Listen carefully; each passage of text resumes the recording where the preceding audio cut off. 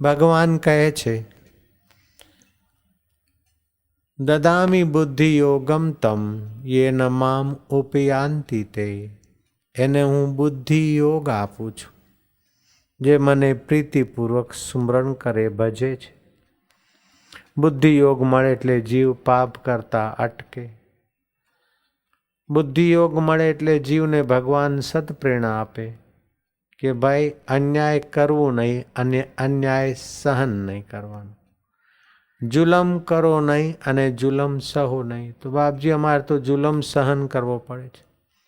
અમને ન્યાય મળતો નથી, પણ ન્યાય લેવાની રીતો ઘણી હોય છે.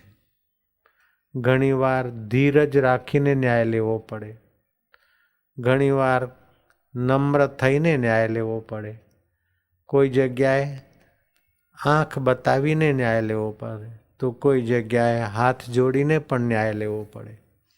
પણ આવેશમાં આવીને મને ન્યાય નથી મળતો, ખાવાનું છોડી દીધું, વીપી સિંઘે પાણી પીવાનું છોડી દીધું, કિડની બગડી ગઈ, મારે ન્યાય જોઈએ, મારા ઉપર ખોટા આરોપો કર્યા છાપાવાળા, મારા છોકરા ઉપર ખોટા આરોપો કર્યા, ઉપવાસ રાખ્યો, કિડની બગડી ગઈ.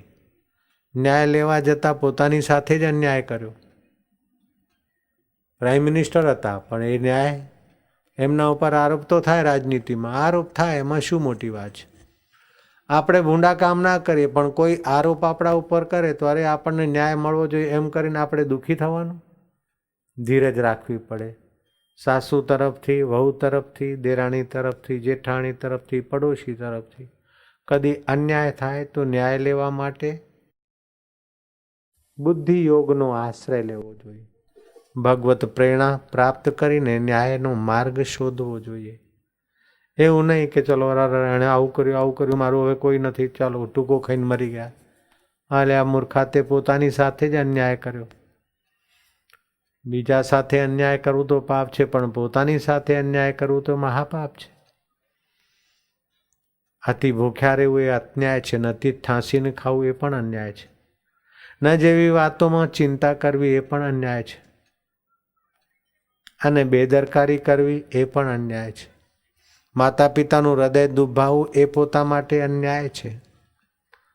માતા પિતાના હૃદયમાં ઠેસ લાગે તો દીકરા દીકરી માટે એ પોતા માટે જ અન્યાય છે. તમે અન્યાય કરો નહીં અને અન્યાયના શિકાર થાઓ નહીં. પણ ન્યાય લેવા માટે ભગવાને કહ્યું બુદ્ધિ યોગનો ઉપયોગ કરો. જે મને પ્રીતિપૂર્વક સ્મરણ કરે છે, ભજે છે, એને હું બુદ્ધિ યોગ આપું છું. હમણાં એક આવ્યો કે બાપુ મને નોકરમાંથી તમે શેઠ બનાવી દીધો. નોકરી કરતો તો સાધારણ, હવે મને પોતાના ધંધા ચાલે. મારા બાપના ઉપર કેસ થઈ ગયો હતો, તો એની તારીખ પડીને બાપુ સારું તમે ધીરજ રાખી, બાપુએ કહ્યું એવું તમે માન્યું એટલે તમને ન્યાય મળે. તો તમારા જીવનમાં ધૈર્ય અને ધૈર્યની સાથે સાથે બુદ્ધિ યોગ હોય તેવું ભગવાન ઈચ્છે છે. ભગવાન બુદ્ધિ યોગ આપીને ફક્ત સંસારમાં જ તમને અટકાવી દે તેવું નથી ઈચ્છતા, પણ ભગવાન બુદ્ધિ યોગ આપીને છેલ્લે તમને પોતાના આત્મા પરમાત્મામાં મિલાવી લે તેવું ઈચ્છે છે.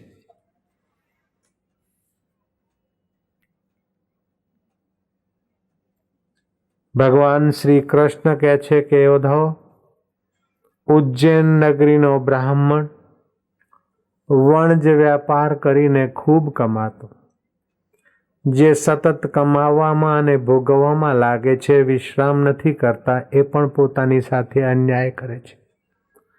ભોગીને પણ વિશ્રામની જરૂર છે.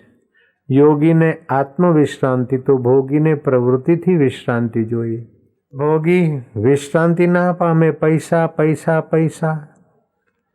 એ બ્રાહ્મણ, લોભીઓ બ્રાહ્મણ પોતાની સાથે એટલો અન્યાય કરે કે રૂપિયા પૈસાના ચિંતનમાં અને સંગ્રહમાં પૈસા વાપરે નહીં, અને કુટુંબીઓને પણ વ્યવસ્થિત રાખે નહીં. બધા અંદરથી એના માટે બદદુઆ કરવા લાગ્યા.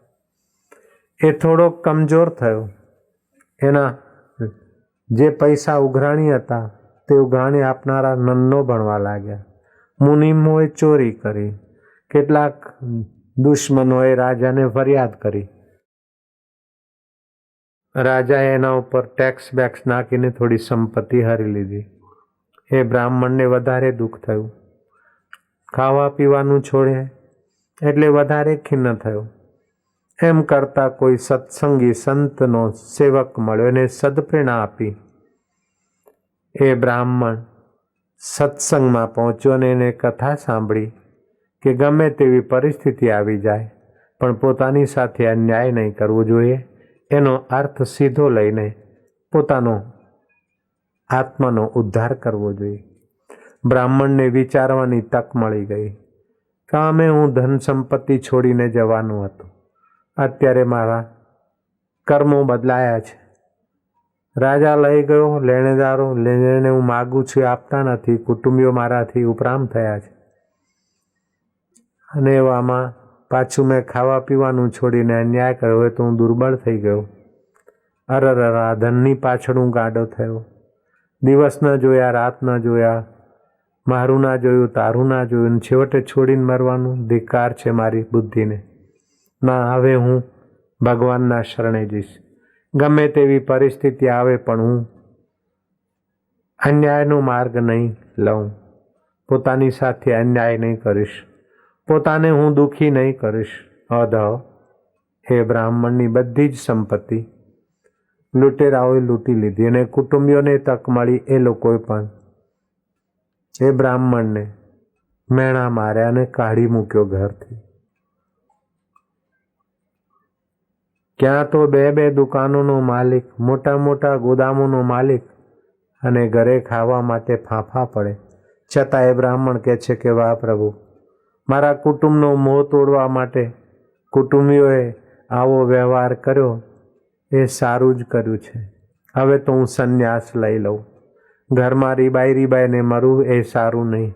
ઘરમાં રહ્યો હોત તો હું મારી જાતે અન્યાયમાં મરી ગયો હોત. પણ તે દયા કરી. મારા કુટુંબીઓ મારી સામે પડ્યા અને જુવાન છોકરાઓ સંપત્તિના માલિક થઈને બેસી ગયા. મને ગાંડો અકરાર આપી દીધું. હવે હું ગાંડો છું કે ડાયો છું પણ હું તારો છું. તારો જે હોય એ પોતાની સાથે અન્યાય ના કરે એમ કરીને મારું ચિંતન કરતો. અધઃ તે બ્રાહ્મણે સંન્યાસ દીક્ષા લીધી.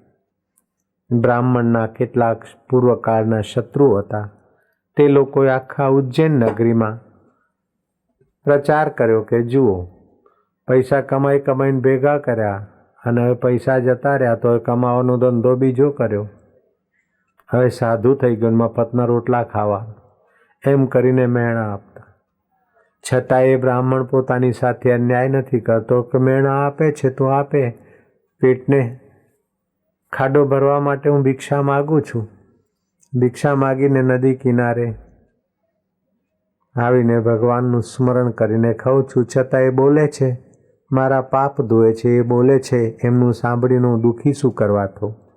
મેં તો ગુરુની વાત સાંભળી છે કે પોતાની સાથે અન્યાય નહીં કરવું. તો હવે શું કરવા અન્યાય કરું?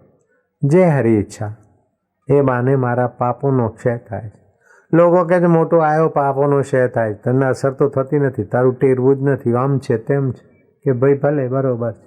પછી એ બ્રાહ્મણે મૌન ધારણ કર્યું. છતાંય વિરોધી લોકો,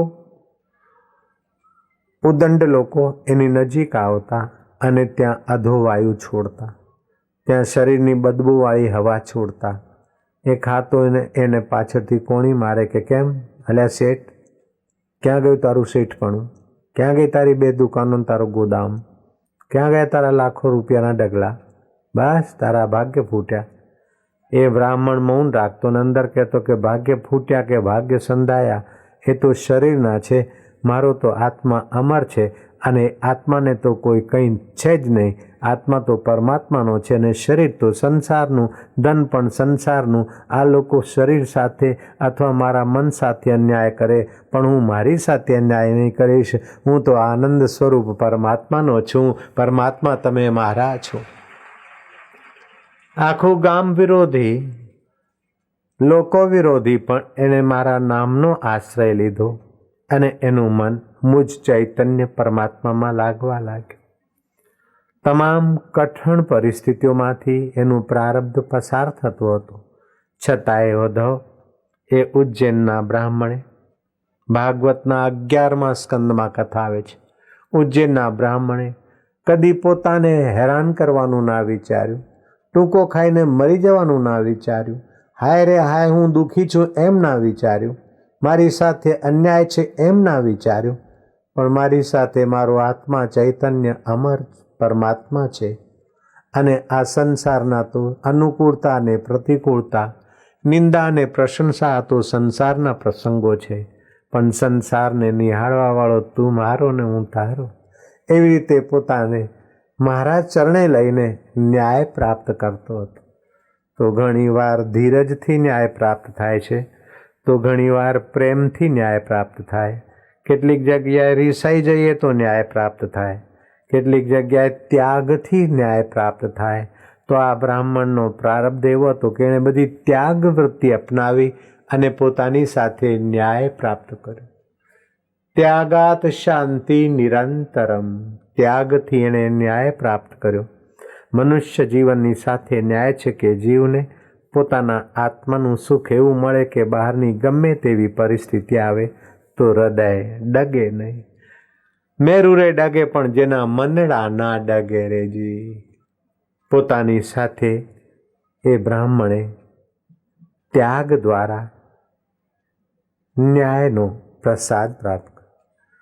કોઈ કમજોર માણસ હોય તો એને દબાવીને ન્યાય પ્રાપ્ત કરવાનો હોય, કોઈ અમુક હોય તો એને ફટકારીને પોતાનો અધિકાર પ્રાપ્ત કરવાનો, ન્યાય પ્રાપ્ત કરવાનો હોય, કોઈ વધારે શક્તિશાળી હોય તો એની આગળ ઝૂકીને ન્યાય પ્રાપ્ત કરવું પડે. બધે કંઈ દંડો ચાલે નહીં, બધે કંઈ ત્યાગ ચાલે નહીં, બધે કંઈ કોકડા વળવાનું ચાલે નહીં, પણ આ બુદ્ધિ યોગ હોય તો ક્યારે ક્યાં કેવો વ્યવહાર કરો એ બુદ્ધિ યોગ મળવો જોઈએ. અને બુદ્ધિ યોગ માટે પ્રાતઃકાલ બ્રહ્મ મુહૂર્ત ભગવત ધ્યાન સર્વોપરી સાધન છે. ભગવત પ્રીતિ સર્વોપરી સાધક છે. હવે એક તરફ આ ઉજ્જૈનનો બ્રાહ્મણ, ધનાઢ્ય બ્રાહ્મણ હાવ કંગાલ થઈ ગયો, છતાંય ભગવત પદને પામી ગયો પોતાની સાથે ન્યાય કરીને. એની કથા શ્રીમદ ભાગવતમાં વખાણ આવે છે. બીજી તરફ અમેરિકાના 8 ધનાઢ્ય લોકો, સૌથી મોટા ધનાઢ્ય લોકો, વધુમાં વધુ ધનના ઢગલે ઢગલા જેમની પાસે, એવા ધનાઢ્ય લોકોનું નામ તમને કહું.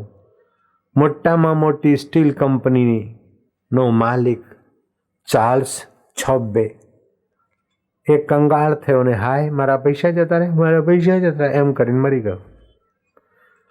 બીજો અરબોપતિ, અરબો ખરબોપતિ, ગેસ કંપનીનો માલિક હાવર્ડ હસન એ ગાંડો થઈને મરી ગયો, પોતાની સાથે જ અન્યાય કર્યો. ત્રીજો અરબોપતિ ટીલર આર્થર એ કંગાળ થયો અને કંગાલિયતના દુઃખમાં માદો પડીને રીબાઈ રહ્યો છે, અત્યારે હશે કદાચ. ચોથો ન્યુયોર્ક સ્ટોક એક્સચેન્જ માર્કેટનો પ્રેસિડન્ટ રિચર્ડ હટની હજી મળે એમ કરીને પોતાની સાથે અન્યાય કર્યો અને એવા દાવ ખેલ્યા કે જેલમાં પડ્યો છે. પાંચમો અરબોપતિ, અબજોપતિ માણસ, રાષ્ટ્રપતિનો સહાયક મંત્રી હતો અલ્બર્ટિક ફલ, એ જેલમાં પડ્યો છે, પોતાની સાથે અન્યાય કર્યો. છઠ્ઠો બાલ સ્ટ્રીટ ન્યુયોર્ક કંપનીના અધિકથી અધિક ધનાઢ્ય વ્યક્તિ લિવર મોરી, એ પોતે જ પોતાની સાથે ટૂંકો ખાઈને મરી ગયો, આત્મહત્યા કરીને મરી ગયો. સાતમો મોનોપોલી બજારનો માલિક આત્મહત્યા કરીને મરી ગયો. આઠમો ઇન્ટરનેશનલ સેટલમેન્ટ બેંક પ્રેસિડન્ટ લ્યુન ફરાસર આત્મહત્યા કરીને મરી ગયો. જેના જીવનમાં સત્સંગ નથી એ બીજાને ન્યાય આપે નહીં તો પોતાની સાથે ન્યાય શું કરી શકે. જેના જીવનમાં સત્સંગ નથી, જેના જીવનમાં ગુરુ મંત્ર નથી, જેના જીવનમાં ગુરુનું જ્ઞાન નથી, એ પોતે તો અન્યાય કરે છે બીજાની સાથે અને પોતાની સાથે પણ ન્યાય કરી શકતો નથી. જ્યારે ભક્ત પોતાની સાથે ન્યાય કરે ને બીજાની સાથે પણ ન્યાય કરે, પોતાનો અન્યાય દૂર કરે ને બીજાનો અન્યાય પણ દૂર કરે છે. મહાત્મા ગાંધી. Anglo England. લોકો ખેડૂતોને માલ લે અને જોખમાં અને ભાવમાં ખેડૂતોનું શોષણ કરે. ગાંધીજી ત્યાં સત્યાગ્રહ કર્યો. એટલે અંગ્રેજ લોકો કહ્યું કે આ ડોસાને મારી નાખવો છે. એમાંથી એકે હાકલ કરી કે કાલ સાંજ સુધી ગાંધીનું હું મર્ડર કરી નાખીશ. કોઈએ મિટિંગમાંથી ઉઠીને ગાંધીજીને જઈને કહ્યું કે બાપુ બાપુ. બાપુએ કહ્યું ભાઈ સંધ્યા ચાલે છે, અત્યારે રામનું નામ લેવાય છે, અત્યારે કોઈ સમાચાર નથી સાંભળવા. ગાંધીએ પોતાની સાથે અન્યાય ના કર્યો. ભગવત નામ ધ્યાન કરી, ભગવાનને પ્રાર્થના કરી, બુદ્ધિ યોગ પામી, પછી પેલા સાથે વાત કરી. એટલે એંગ્લો ઇન્ડિયન છે ને એ જે ગુંડો માણસ છે અને બધા બજારના વેપારીઓ ભેગા મળ્યા છે. એ મોટો વેપારી તો છે ને મોટો ગુંડો બી છે. એણે આવતીકાલે સાંજ સુધીમાં તમારી હત્યા કરવાની ઘોષણા કરી દીધી છે. ગાંધીજી કહે છે કંઈ વાંધો નહીં, કાલે સાંજ સુધી ને, હજી તો આજ સાંજ થઈ છે, હજી તો 24 કલાક છે, જા તું કોઈને આ વાત કહીશ નહીં.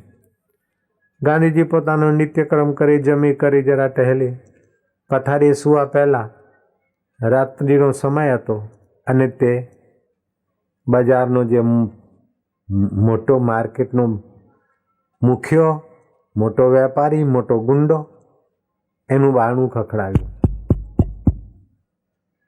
હો આવ્યો.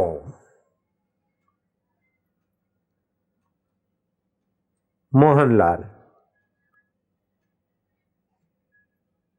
ફોરે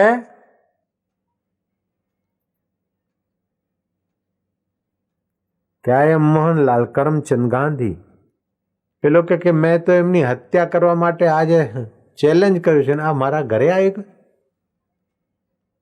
પેલા બારણું ખખડાયું, ઝેરી આંખોથી જોયું કે મોહનલાલ કરમચંદ ગાંધી કે યસ, તમે આજે પ્રતિજ્ઞા કરી છે કે આવતીકાલે સાંજના સૂર્યાસ્ત પહેલા મને મારી નાખવાનો તમે નિર્ણય કર્યો છે, તો તમને આવવામાં તકલીફ ના પડે એટલે હું તમારા ઘરે આવી ગયો છું અને આપ ઈચ્છા પૂરી કરો. મને મારી નાખવાથી તમને શાંતિ મળતી હોય ને તમારું કામ સારું થતું હોય તો તમે મારી શકો છો, બાકી તો મારો રામ તો તમારામાં છે ને. આવો મિત્ર, તમે હથિયાર લઈને આવો સજ્જન, વેલકમ. પેલો તો પાણી પાણી થઈ ગયો, ગાંધીજીના પગ પકડ્યા. તો ઘણી જગ્યાએ પ્રેમથી પણ ન્યાય મળે, ઘણી જગ્યાએ નમ્રતાથી ન્યાય મળે, ઘણી જગ્યાએ ઉદારતાથી ન્યાય મળે અને ઘણી જગ્યાએ તો સત્યાગ્રહ કરે ગાંધીજી તો ન્યાય મળે. પણ બુદ્ધિ યોગ હોય તો એ માણસ ક્યારે ક્યાં શું કરવું એ ખ્યાલ આવે. આપણા ઋષિઓ બુદ્ધિ યોગ દ્વારા ઘણું ઘણું શોધી કાઢ્યું છે, ગજબનું. બહેનોના શરીરમાં ભાવનાની વિશેષતા હોય છે, પણ એ ભાવનાની સાથે કલ્પના પણ હોય છે અને બાળકને સાચવવા માટેની વાત્સલ્યતા પણ હોય છે. પણ એ બહેનોનું મન અને પ્રાણ નાભિ કેન્દ્ર, મૂલાધાર અને સ્વધિષ્ઠાન કેન્દ્રમાં વધારે રહે છે. એટલે કલ્પના અને ભાવનામાં પણ જીવે બહેનો. ટૂણા ટોટકા કરનારા વ્યક્તિઓ પાસે ભાઈઓની એટલી લાઈન નહીં હોય જેટલી તાવીજોવાળા પાસે બહેનોની લાઈન હશે. તો એમની કલ્પના કંઈ ગેરમાર્ગે ના જાય, તેથી ઋષિઓએ શોધી કાઢ્યું કે બહેનોએ લલાટે દરરોજે તિલક કરવું, જેનું ફળ એ છે કે કલ્પનાની સાથે શુદ્ધ બુદ્ધ પણ સારી હોય. મર્યા પછી બહેનો મરી જાય અને કોઈ પ્રેત અથવા કોઈ જીવાત્મા એમને ભટકાવીને ના લઈ જાય, બહેનોની યાત્રા ભગવાનના માર્ગે થાય તે માટે બહેનોએ તિલક કરવાનું ભૂલવું જોઈએ નહીં. પણ અત્યારે તિલકની જગ્યાએ સિંદૂર અથવા ચંદનની જગ્યાએ પેલી પ્લાસ્ટિકની પટ્ટીઓ લગાડી દે, પેલી ફેવિકોલની, એમાં તો હાડકાનો પાવડર હોય. હાય છી, હાડકાનો પાવડર મિશ્રિત, એનાથી લાભ ના થાય. ઋષિઓએ તો બહેનો સાથે ન્યાય કર્યો, પણ આ જમાનાના ફેશનવાળાઓએ, ફેક્ટરીઓવાળાએ બહેનો સાથે અન્યાય કર્યો. એટલે હું ફરી પાછો બહેનો સાથે ન્યાય થાય એટલે આ કથા કહું છું કે એવા ટીલા ચોપડવા નહીં પોતાના ભાગે. લાલી. પશુ અને પક્ષીઓનું લોહી, એમના નિશાસા એમાંથી બનતી લાલી, એ લાલી જો હોઠે લગાડો, શરીરે ચોપડો તો તમે તમારી સાથે અન્યાય કરો છો. મીરાબાઈએ કઈ લાલી લગાડી હતી? શબરી ભીલણે કઈ લાલી લગાડી હતી? અને એના એઠા બોર ભગવાન રામે ખાધા હતા. એ ભક્તિની, સત્કર્મની અને પોતાની સાથે ન્યાય કરવાની લાલી લગાડો. લાલી મેરે લાલ કી જીત દેખું તો લાલ, લાલી દેખન મેં ગઈ મેં ભી હો ગઈ નિહાલ. ગામડાઓમાં અત્યારે પણ કેટલીક બહેનો ચાંદીના કડા પહેરે છે. ચાંદીના કડા પહેરવાથી માસિક ધર્મના રોગો નથી થતા. ચાંદીના કડા ના પહેરી શકો તો ચલો ઝાંઝર પહેરો, પણ અત્યારે લોકો પોતાની સાથે અન્યાય કરે છે. ઝાંઝર પહેરીને સ્કૂલમાં જાય તો પેલા ઈસાઈ સ્કૂલવાળા છોડીઓને મારી, ઝાંઝર ના પહેરો, કારણ કે અમારા ધર્મમાં ના પાડી છે. હિન્દુ એ કરતા હોય એ અમે નહીં કરવા દેવાનું. તો તમારા બાળકો સાથે તમે પોતાની સાથે અન્યાય ના કરો. એવા વિધર્મીઓની સ્કૂલમાં બાળકોને મોકલો નહીં, જેથી બાળકોનું ભવિષ્ય અંધકારમય થાય. ઝાંઝર ના પહેરવા દો, આવી રીતે કઈ નિશાળ. તિલક ના કરવા દે. હરે રામ રામ રામ હરે હરે એવું ના કહેવા દે. જય શ્રી કૃષ્ણ ના બોલવા દે. એ નિશાળ છે કે શેતાન શાળા છે? પાઠશાળા છે કે શેતાન શાળા છે? એવી શેતાન શાળાઓનો બહિષ્કાર થવો જોઈએ. તમે તમારી સાથે ન્યાય કરો. જય રામજી કી. સંગઠિત થઈને ન્યાય કરવાની જરૂર પડે. ન્યાય લેવાની તો સંગઠિત થવું જોઈએ. અને એકલા ન્યાય લઈ શકો તો એકલી રીતે ન્યાય લેવું જોઈએ. અત્યારે હું બોલીને પણ ન્યાય અપાવવા માંથું છું, તો બોલીને ન્યાય મળે તો બોલીને પણ ન્યાય લઈ લેવું. આપ અન્યાય કરો નહીં, તેમ અન્યાય સહન પણ કરશો નહીં. અન્યાય કરો નહીં, અન્યાય ચલાવી લેશો પણ નહીં. પણ અન્યાય ચલાવી નહીં લઉં, હું તો અન્યાય નહીં સહન કરું, અન્યાય નહીં ચલાવી લઈશ, હું જોઈ લઈશ, આમ થઈને ફાંફા મારીને ઉતાવળા પગલાં ભર્યા અને એમાં તમે જ ફસાઈ ગયા, તો પણ તમે તમારી સાથે અન્યાય કર્યો. માટે બુદ્ધિ યોગથી કામ કરવું જોઈએ.